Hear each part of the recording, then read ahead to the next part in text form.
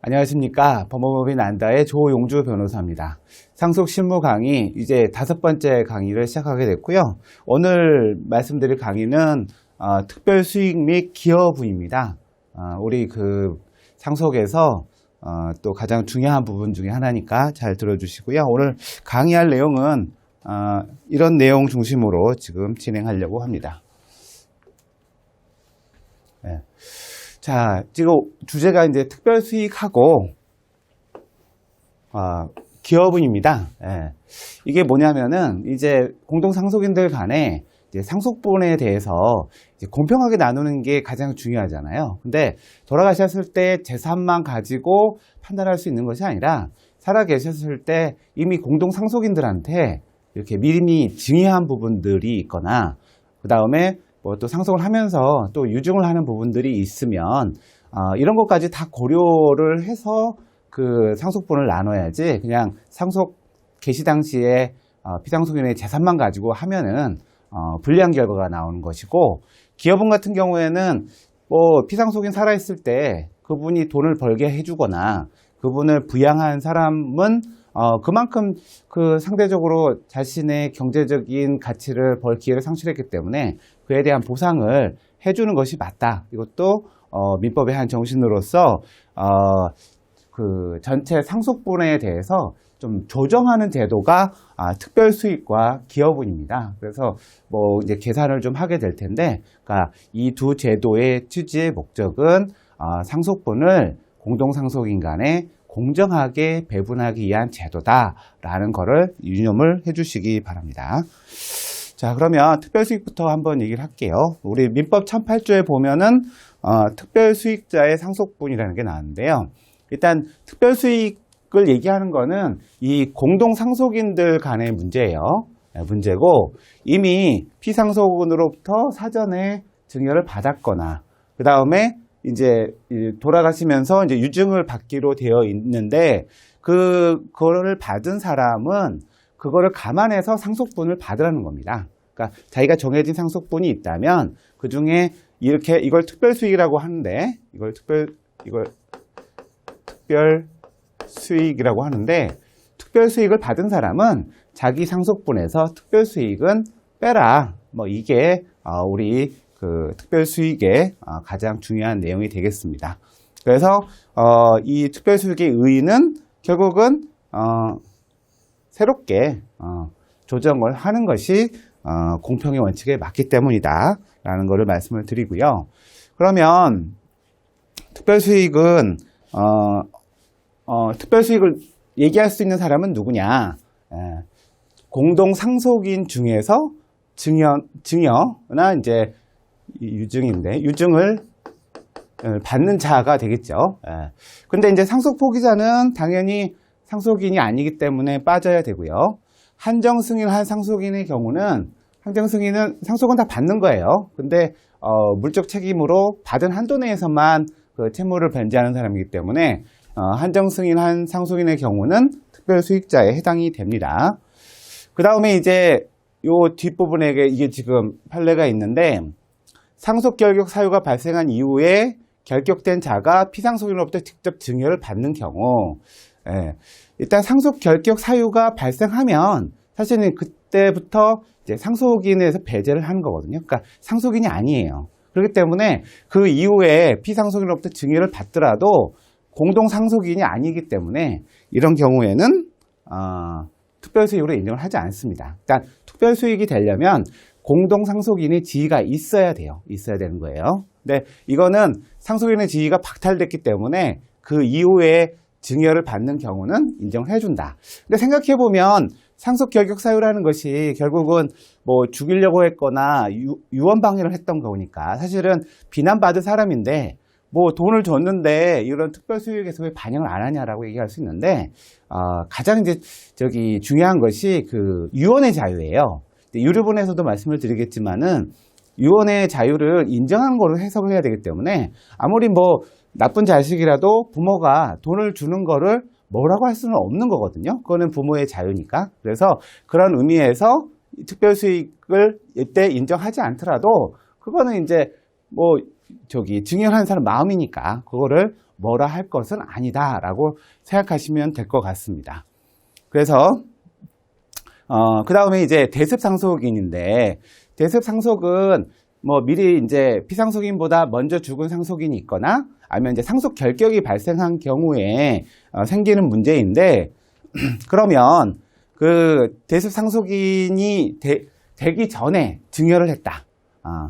그러니까 이제 예를 들어서 그 직계비속이 먼저 죽었는데 그 먼저 죽기 전에 그 손자한테 증여를 했는데 나중에 그 아들이 죽어서 대습상속이 됐다. 그러면은 그 전에 받은 부분도 포함을 시켜야 되느냐, 이 특별 수익에. 그거에 대해서 법원에서는 해당되지 않는다라고. 그러니까 상속인이 나중에 대습상속 사유가 발생을 해서 상속인이 됐을 때는 모르겠는데 그 전에 어떻게 뭐 받았다가 우연하게 이제 대습상속이 됐단 말이에요. 뭐 돌아가시거나 상속 결격이 생겼다 하더라도. 그래서 그 전에 거를 가지고 사후에 특별 수익이다라고 얘기할 수는 없다라는 것이 대부분의 태도입니다. 그러니까 그 언제 상속이 되느냐도 되게 중요한 거죠. 다음도 마찬가지인데요. 세 번째, 자, 수익 당시에는 상속인이 될 지위에 있지 않았던 자. 그러니까 예를 들어서 그 결혼하기 전에 어떤 사람과 제가 결혼하면서 이제 뭐 돈을 줬단 말이에요. 증여를 했든지 줬는데, 근데 그 사람이랑 결혼을 해서 나중에 이제 그 사유가 발생했다. 만약 피상속인이 사망했다. 그러면 그 결혼하게 준 돈도 거기 특별수익에 넣을 거냐. 그 다음에 어떤 사람을 양자로 했는데 양자로 하기 전에 뭐 사업자금을 주든지 구입자금을 줬는데 그것도 그러면 나중에 계산할 때 특별수익에 포함을 시킬 거냐, 이런 문제가 있거든요. 일단 기본적으로는 상속인이 된 다음에 주는 걸 가지고 문제를 삼아야 되는데, 이게 이제 실질적으로 상속인이 될 것을, 그러니까 이제 신분관계가, 그러니까 부인이 되든지 배우자가 되든지 뭐 양자가 되든지 이런 신분관계가 생길 거를 그 예상을 하고 돈을 줬다든가 그러면은 그거는 이제 특별수익에 포함될 가능성이 높아집니다. 근데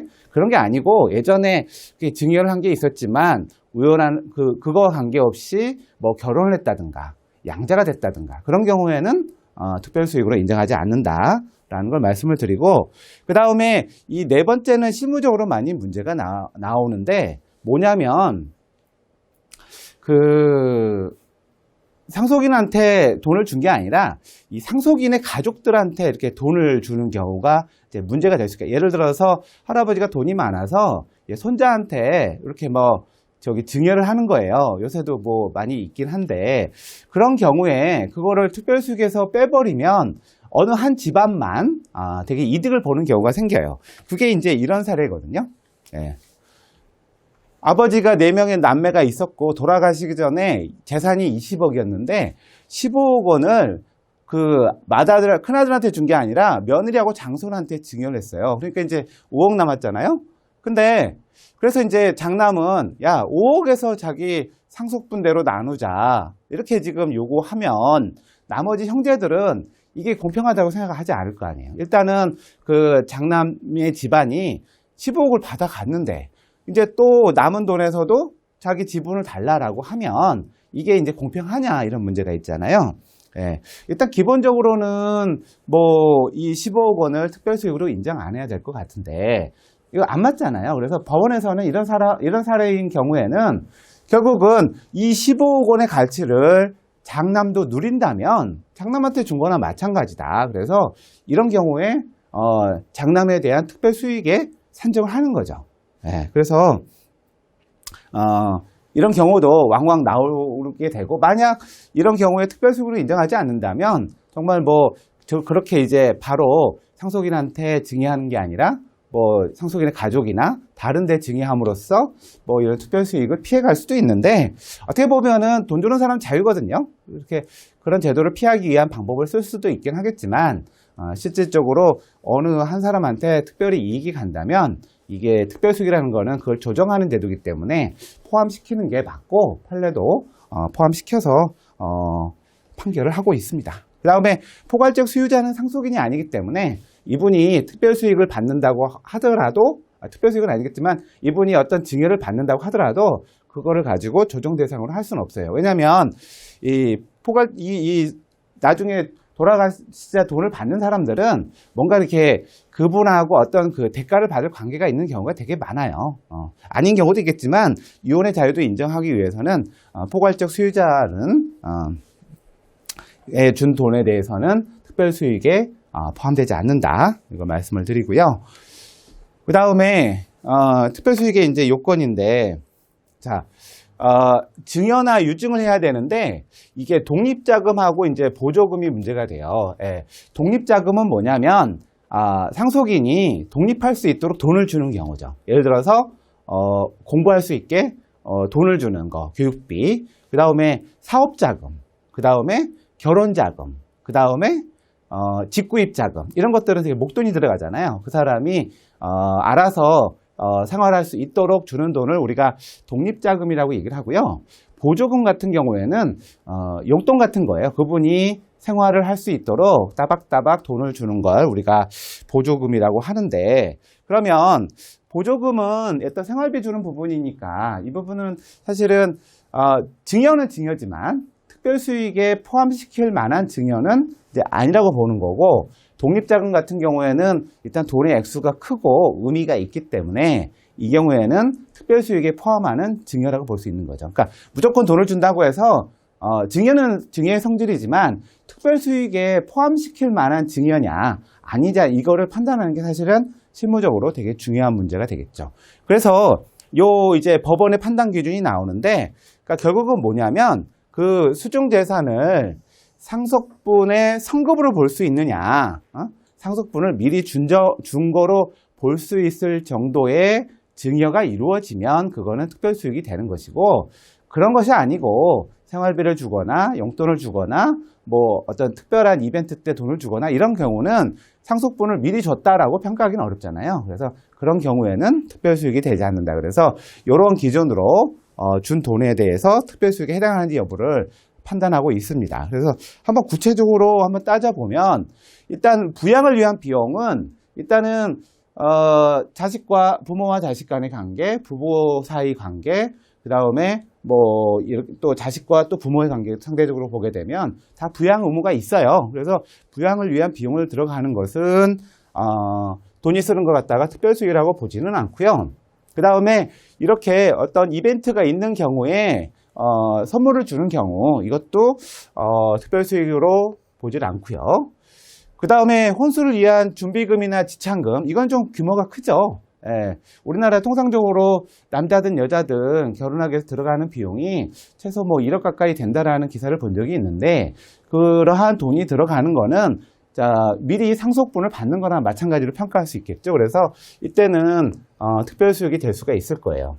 그리고 사업에 필요한 자금, 사업에 필요한 자금들은 되게 목돈이 들어가는 경우가 많잖아요. 그래서 이거는 특별수익이 될 가능성이 높고요. 그 다음에 집구입과 관련돼서 뭐 돈을 준다든지 전세금을 준다든지, 이거는 당연히 특별수익에 해당이 될 것이고요. 네. 그 다음에 교육비. 교육비가 문제인데요. 이제 애들이 있으면, 이제 어떤 사람은 예를 들어서 대학을 나온 사람이 있고 어떤 사람은 대학을 가지 않은 사람이 있는데, 이제 그런 경우에는 대학에 들어가서 사용하는 돈이 훨씬 많잖아요. 그 중고등학교 때 쓰는 것보다. 그래서 그런 경우에는 대학에 간 사람에게 들어간 교육비가 특별수익이 될 수가 있고요. 근데 예를 들어서 애들이 다 대학을 나왔어요. 그러면 그 대학에 들어가는데 비용은 각자 입장에서는 다 들어간 돈이기 때문에 그런 경우에는 그 특별수익이라고 볼 수가 없는 거죠. 그래서 요거는 좀 차별을 둬야 되는데, 근데 이제 만약 유학비는 어떨까요? 유학비? 예. 유학비는 특별수익이 될 수가 있습니다. 왜냐하면 유학비 자체라는 거가 외국 가서 생활도 해야 되고 학비도 주로 이제 선진국에 가다 보니 유학비가 많이 들잖아요. 그래서 유학비는 특별수익이 될 수가 있겠죠. 예.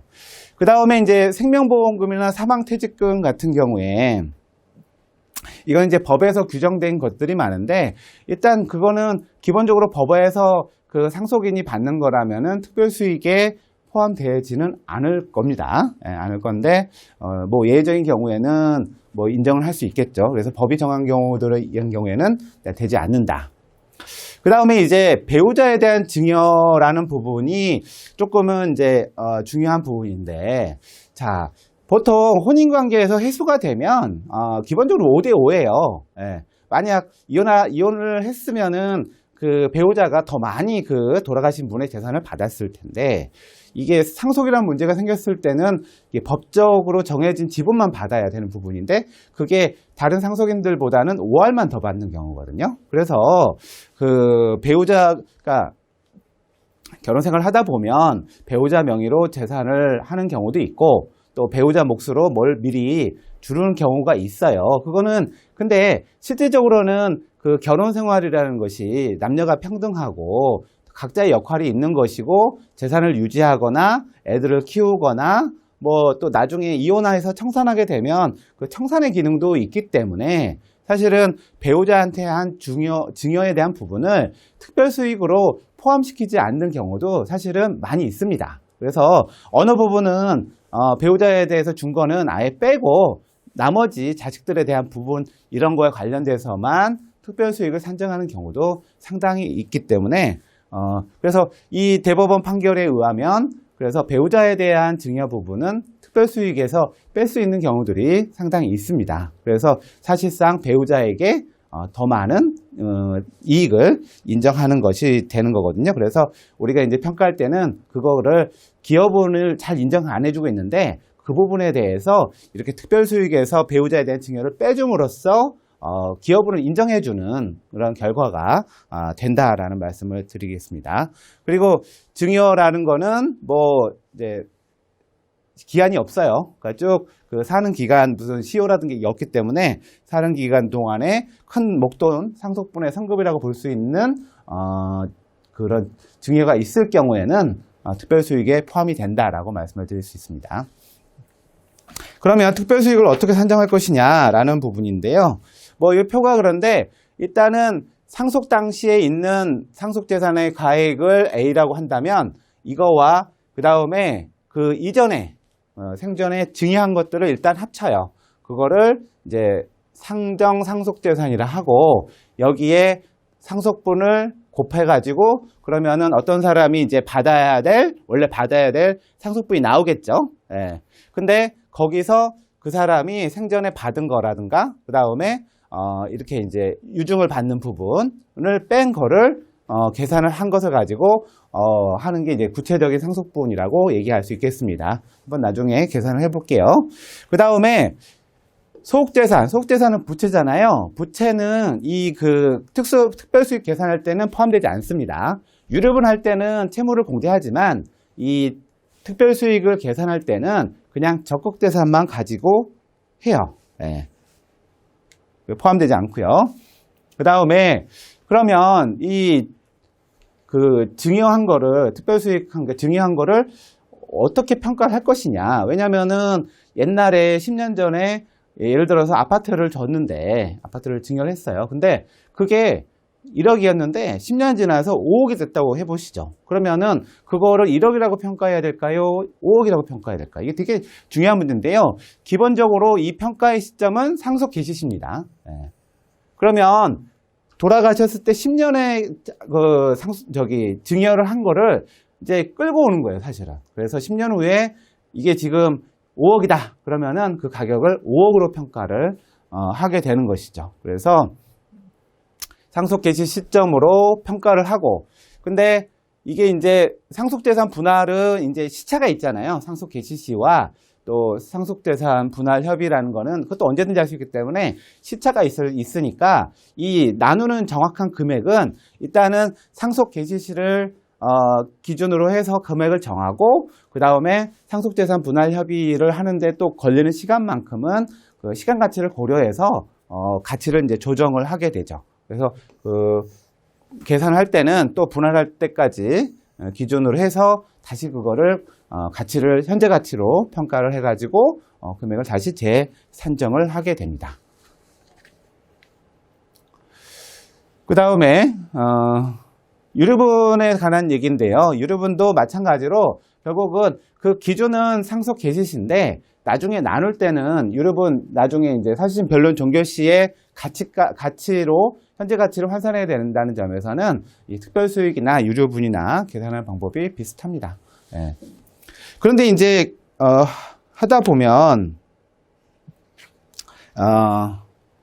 그 상속분을 초과한 게 있어요. 그러니까 어떤 사람이 그러니까 그 피상속인이 돌아가시기 전에 이미 증여받은 게 자기 상속분을 초과해요. 그러면은 토해내야 되느냐, 반환해야 되느냐라는 문제인데, 그거는 반환하지 않아도 됩니다. 이거는 기본적으로는 주신분의 자유거든요. 주신분의 자유고, 그 부분이 이제 초과가 되면 나중에 이제 계산할 때는 그 사람 상속인이 아닌 것처럼 해가지고 계산하는 방법이 있는데, 많이 받은 사람이 자기 상속분을 초과했다고 하더라도 다른 공동 상속인에게 나중에 줄 의무는 없어요. 독일 같은 경우에는 명문으로 줄 필요 없다고 되어 있는데 우리나라는 규정은 없어요. 그래서 돌려줄 의무가 없습니다. 이것도 한번 잘 이해하시고, 자, 요게 이제 그 문제인데요. 자, 이거 가지고 어떻게 한번 산정하는지 한번 볼게요.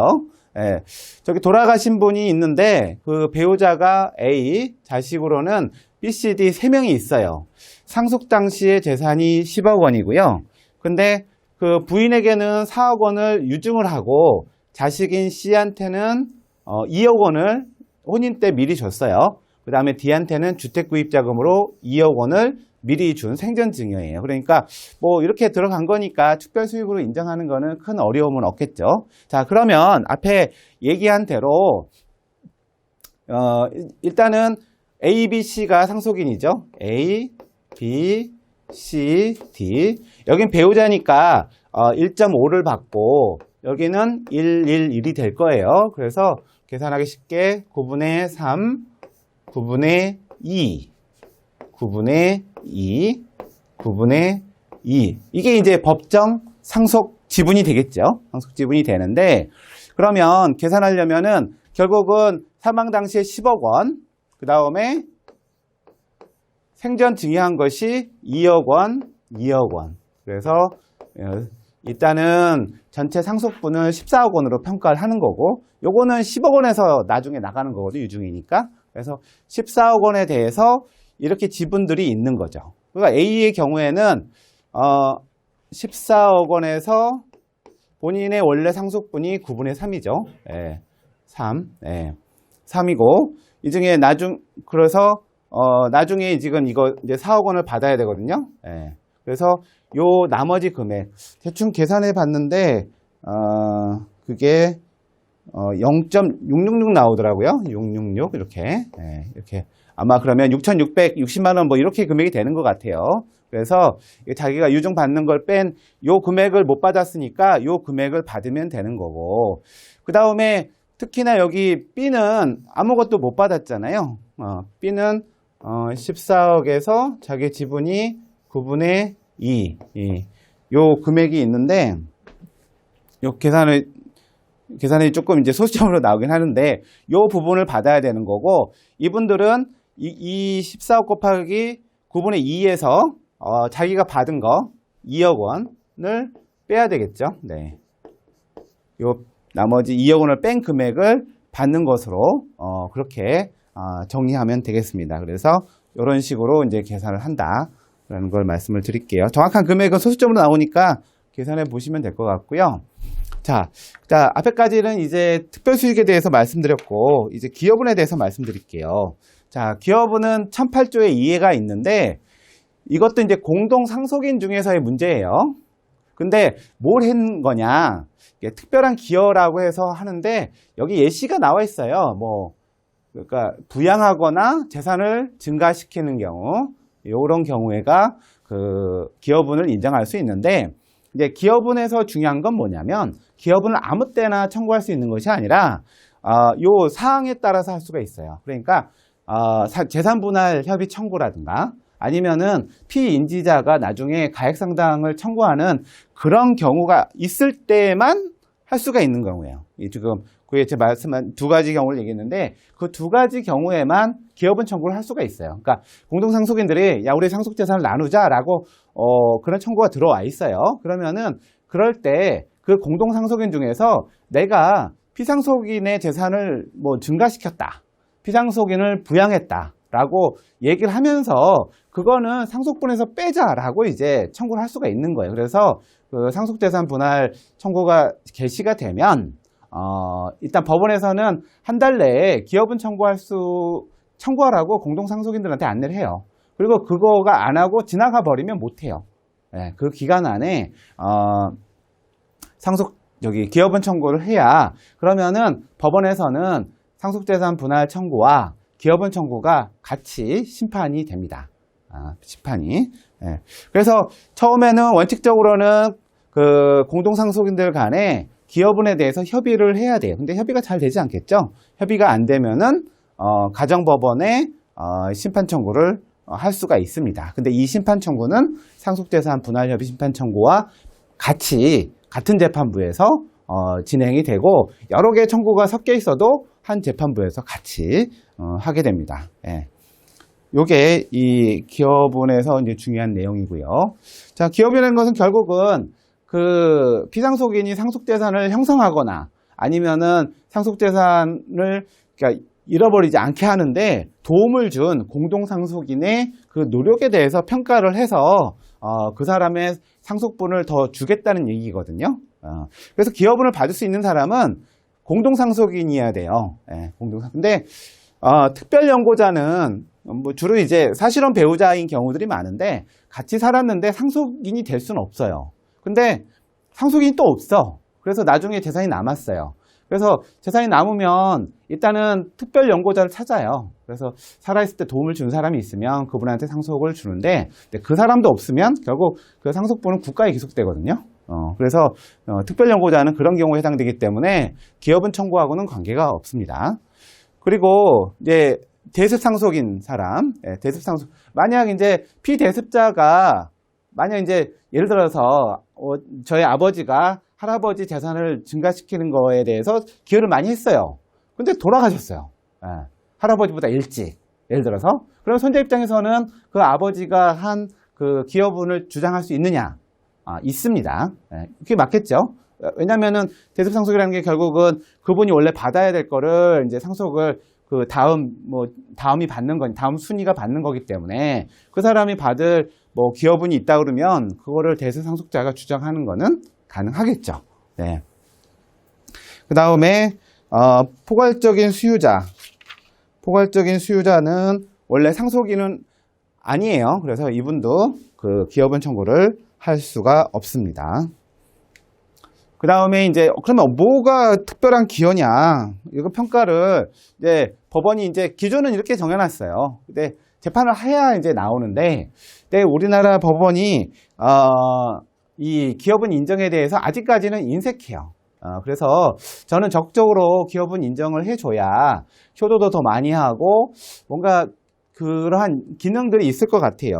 그래서 아직까지는 잘 인정을 안 하고 있는데, 뭐 이제 뭐 노무의 제공, 재산상의 뭐 이렇게 그 돈을 준 거 같은 경우에는 되게 쉽죠.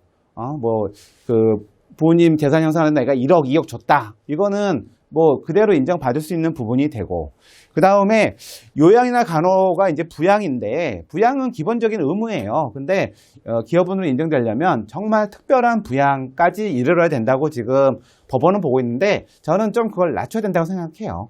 그래서 어느 정도 부양을 한 경우에는 뭐 10%, 20% 인정해 주는 것이 상속분에, 그래야 더 효도가 경쟁적으로 하지 않을까요? 그 다음에 상속의 포기는 뭐 기여한 거라고 보지 않습니다. 그래서 이건 인정 안 하고요. 그래서 이 상속 개시 전까지 기여를 해야 되는 것이고, 그 다음에 이런 평가에 대해서 많이 다툼이 있는데 그거는 인색하지만 조금씩 나아지고 있다라고 말씀을 좀 드리고 싶어요. 네. 그 다음에 이제 기여분을 결정하는 거는 원래는 협의로 하고, 그 다음에 법원 안 되면 법원으로 간다고 얘기를 했죠. 그 다음에 뭐 유류분하고 관계에서는 어차피 기여분이 인정이 먼저예요. 왜냐하면 기여분이 인정이 되면 상속분에서 기여분만큼 빼서 나머지를 가지고서 평가를 하는 것이기 때문에 유류분하고는 별개고, 유류분보다는 기여분이 더 먼저다. 인정 범위가. 그렇게 이해하시면 되겠고요. 자, 공동상속인이 전원이 들어가야 되겠죠. 한 명이라도 빠진 그런 협의는 무효가 되고요. 심판에 의한 경우에는 상속재산 분할이 끝난 다음에 못해요. 아까도 말씀드렸다시피 상속분할 청구가 있을 때야만 기업은 청구가 가능한 거니까 이게 전제가 되는 상속분할 재판이 다 종료가 돼서 이미 다 나눠버렸다면 나중에 내가 뭐 했네, 잘했네, 못했네를 따지는 것은 법원이 인정하지 않습니다. 예. 그리고 기여분과 유류분에서는 기여분이 우선한다라고 말씀드릴 수 있고요. 소극적 기여라는 건 뭐냐면 부모님을 많이 도와드렸어요. 그러면서도 자기가 이득을 취한 경우예요. 예를 들어서 아버님이 하는 일을 막 도와줘요. 다른 데 취직하지 않고. 근데 그 부모님 집에서 뭐 살면서 또 그러한 뭐 수익은 또 누려요. 네, 그런 경우에는 뭐 기여했다고 보기가 좀 어렵겠죠. 네. 자, 이런 사례들 가지고 한번 좀 말씀을 드려볼게요. 네, 어머니가 전세로 살고 있고 장남은 1주택자에서 새로 집을 사게 되면 집이 2주택, 3주택이 되면 세금이 많잖아요. 그래서 어머니 이름으로 집을 샀고 그 대출 받아서 장남이 다 갚았어요. 예. 근데 나중에 어머니가 돌아가시자 그 어머니 명의로 남아있는 재산에 대해서 다른 자식들이 그거 상속분대로 나누자 이렇게 얘기를 하거든요. 근데 명의만 어머니였지 그거를 사고 다 관리한 거는 장남이었습니다. 그러면 이 장남이 자기가 돈 들어가는 거에 대해서 받을 수 있겠느냐. 사실은 돈 들어간 거는 당연히 받을 수가 있는데 이게 가치가 확 높아지는 경우들이 있잖아요. 뭐 어머니 명의로 1억 주고 샀는데 5억이 됐다. 그러면 1억 준 거는 다른 가족들이 그래 인정해. 나머지 4억 남은 거 가지고 나눠. 이렇게 얘기를 하는 경우들이 지금은 많이 생길 수가 있습니다. 근데 아무튼 본인이 부담한 몫은 거의 다 받을 수 있어요. 받을 수 있고요.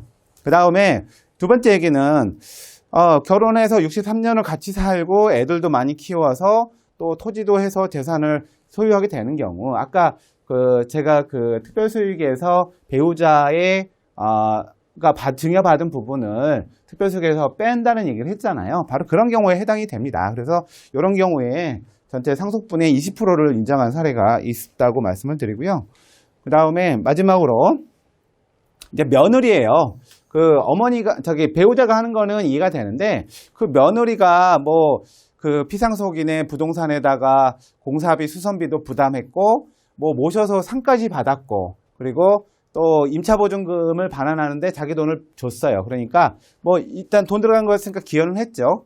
효행상까지 받을 정도면 정말 특별하게 기여한 경우라고 평가할 수도 있겠죠. 그래서 이런 경우에 피상속인의 재산의 20%를 며느리의 재산으로 인정을 한 사례가 있습니다. 그래서 이렇게 개별적인 사례들마다 그 상속분의 지분을 인정해서 그 사람 몫을 미리 빼고 나머지 가지고 계산하는 경우들이 있기 때문에 부모한테 잘하는 사람한테는 적극적으로 기여분을 인정하는 게 맞다고 생각합니다. 자, 오늘 특별수익과 기여분에 대해서 강의를 했습니다. 다음 강의에서 다시 만나겠습니다. 감사합니다.